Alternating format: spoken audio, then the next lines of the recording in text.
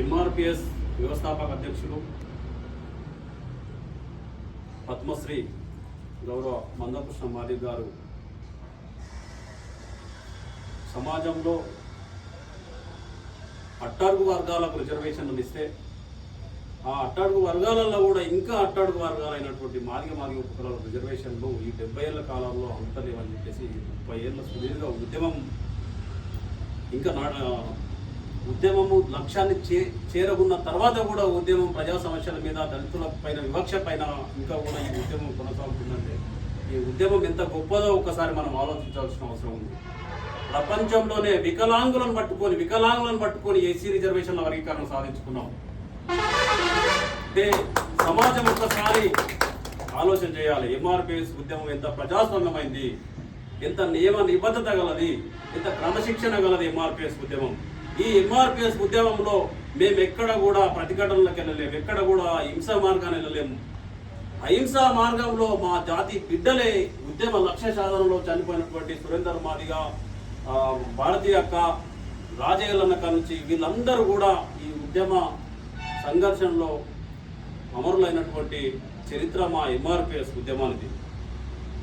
మా ఉద్యమం అయ్యేలా ప్రపంచ దేశాలలో ఉండబడే మాదిగలకు అభిమానులైనటువంటి వివిధ కులాల వారు కూడా కులాలకు అతీతంగా రెడ్డిలు, మున్నూరు కాపులు, యాదవులు, కుర్మలు, గుల్లలు ప్రతి ఒక్కరు కూడా ఎంఆర్పిఎస్లో ఇంకా పనిచేస్తున్నారు అనే విషయం సమాజం గమనించుకోవాల్సిన విషయం. ఇది కుల ఉద్యమం కాదు, కుల ప్రాతిపదికన కులాల రిజర్వేషన్, కులాల వర్గీకరణ కాదు, కుల రిజర్వేషన్ల వర్గీకరణ కావాలనుకున్నాం.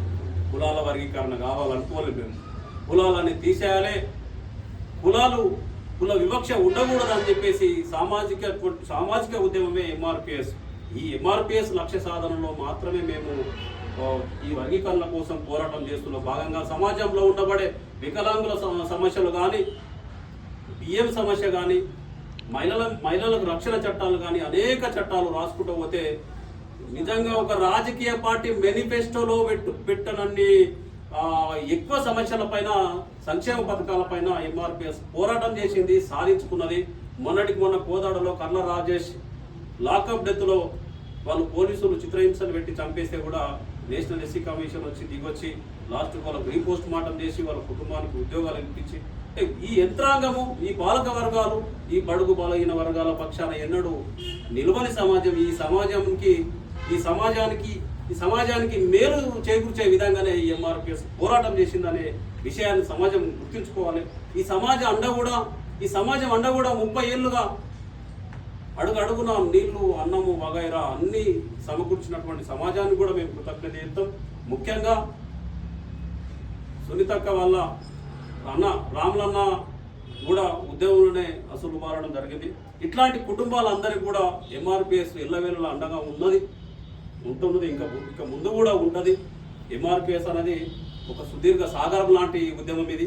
ఈ ఉద్యమం అనేది చిన్న ఉద్యమం కాదు, ప్రపంచ దేశాలకు కూడా విస్తరించినటువంటి ఎంఆర్పిఎస్ ఉద్యమం సమాజంలో కూడా ప్రతి కుల సమస్యలు, ప్రతి వర్గ సమస్యలు, ప్రతి సమస్య మీద పోరాటంలో ఎన్నడూ కూడా అలసిపోదని చెప్పేసి తెలియజేస్తూ ఒకసారి జోహార్ మాదిగ మన వీరులకు, జోహార్ మాదిగ మన వీరులకు.